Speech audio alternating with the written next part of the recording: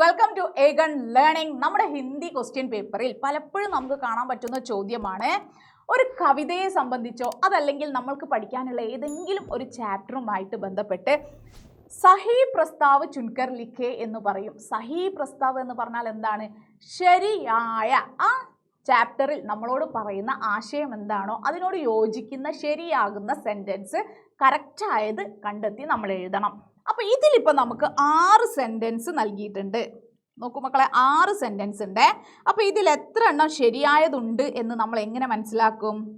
നമുക്ക് വായിച്ചു നോക്കി മനസ്സിലാക്കാം. അതല്ലെങ്കിൽ നിങ്ങൾക്ക് എന്തെങ്കിലും ഒരു കൺഫ്യൂഷൻ നിങ്ങൾ വായിക്കുന്ന ആ സെൻറ്റൻസിൽ തോന്നുകയാണെങ്കിൽ ശരിയാണോ തെറ്റാണോ, ഇതിൽ എത്ര എണ്ണം ശരിയുണ്ട് എന്ന് മനസ്സിലാകാതെ വരികയാണെങ്കിൽ തന്നെ ഇവിടെ നൽകിയിട്ടുണ്ട് 4 സഹി പ്രസ്താവന. ചിലപ്പോൾ ഈ 4 എന്നത് നമ്മുടെ ക്വസ്റ്റ്യനിൽ കാണിക്കില്ല. അങ്ങനെ വരുമ്പോൾ നമ്മൾ മാർക്ക് നോക്കുക. 4 മാർക്കിനാണെങ്കിൽ നമ്മൾ മനസ്സിലാക്കണം ഈ തന്നിട്ടുള്ള 6 സെൻറ്റൻസിൽ 4 എണ്ണമാണ് ശരിയായ സെൻറ്റൻസ്. അതല്ലെങ്കിൽ ചിലപ്പോൾ 3 മാർക്കിനായിരിക്കും. 3 മാർക്കിനാണ് ചോദ്യം എന്നുണ്ടെങ്കിൽ നമുക്ക് മനസ്സിലാക്കാം 3 ശരിയായ സെൻറ്റൻസുകൾ നമ്മൾ കണ്ടെത്താനുണ്ട്. ഇനി 2 ആണെങ്കിലോ, 2 സെൻറ്റൻസിൽ 2 മാർക്കിനാണെങ്കിൽ 4 സെൻറ്റൻസിൽ നിന്ന് 2 എണ്ണം കണ്ടെത്താനോ അല്ലെങ്കിൽ 4 സെൻറ്റൻസിൽ നിന്ന് 1 എണ്ണം കണ്ടെത്താനോ 1 മാർക്കിന് ചോദിച്ചേക്കാം. അപ്പോൾ 1 മാർക്ക് മുതൽ 4 മാർക്കിന് വരെ ഇത്തരം ചോദ്യം നമുക്ക് പ്രതീക്ഷിക്കാവുന്നതാണ്.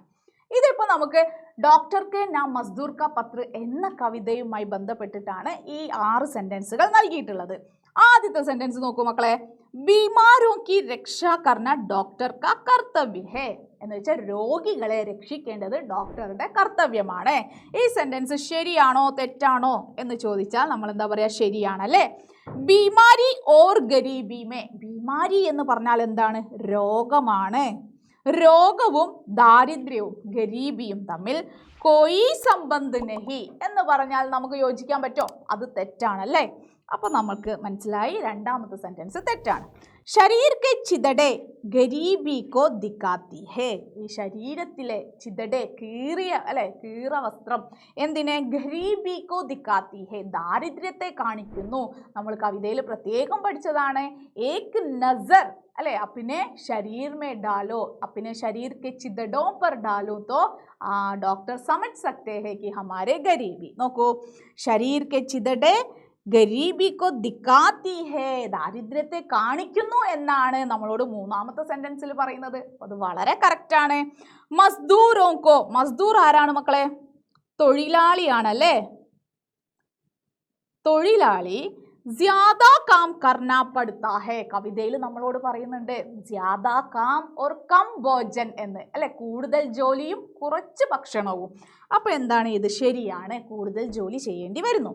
ആം ജനതാ കെ പൈസേ സേ ഡോക്ടറി കി ശിക്ഷ ചൽത്തി ഹേ, സാധാരണ ജനങ്ങളുടെ പണം കൊണ്ടാണ് ഡോക്ടർ കി ശിക്ഷ ഡോക്ടറുടെ വിദ്യാഭ്യാസം നടക്കുന്നത്. ശരിയാണ്. ഇനി മസ്ദൂറോങ്കോ പര്യാപ്ത ഭോജൻ മിൽത്താ ഹേ, മസ്ദൂറോങ്കോ തൊഴിലാളികൾക്ക് ആവശ്യത്തിനുള്ള ഭക്ഷണം ലഭിക്കുന്നു. നമ്മൾ പ്രത്യേകം കവിതയിൽ പഠിച്ചു തൊഴിലാളിയുടെ ഗരീബി കാരണം ആവശ്യത്തിനുള്ള ഭക്ഷണം കിട്ടാത്തതാണ് തൊഴിലാളിയുടെ രോഗത്തിൻ്റെ കാരണം എന്ന് പ്രത്യേകം നമ്മൾ കവിതയിൽ പഠിച്ചതാണ്. അപ്പോൾ ഇതെന്താണ്? തെറ്റാണ്. അപ്പോൾ ഈ 4 കറക്റ്റായ സെൻറ്റൻസ് നമ്മൾ കണ്ടെത്തി കഴിഞ്ഞല്ലോ. ഇതുപോലെ നിങ്ങൾ എക്സാമിന് ക്വസ്റ്റ്യൻ വരുമ്പോൾ നന്നായിട്ട് സെൻറ്റൻസ് വായിച്ച് ഓരോ വേർഡിൻ്റെയും അർത്ഥം മനസ്സിലാക്കിക്കൊണ്ട് സെൻറ്റൻസിൻ്റെ അർത്ഥം മനസ്സിലാക്കി മാത്രം കറക്റ്റാക്കി സെൻറ്റൻസ് മനസ്സിലാക്കി എടുത്ത് എഴുതാം. അതല്ലെങ്കിൽ നമുക്ക് ഈസി ആയിട്ട് മാർക്ക് സ്കോർ ചെയ്യാനും പറ്റും. നമ്മൾ എഴുതുന്ന സെൻറ്റൻസ് തെറ്റിക്കഴിഞ്ഞാൽ നമുക്ക് മാർക്ക് എളുപ്പത്തിൽ നഷ്ടപ്പെടുകയും ചെയ്യും. അപ്പോൾ നന്നായി വായിച്ചുകൊണ്ട് മാത്രം ഈ ആൻസർ അറ്റൻഡ് ചെയ്യുക.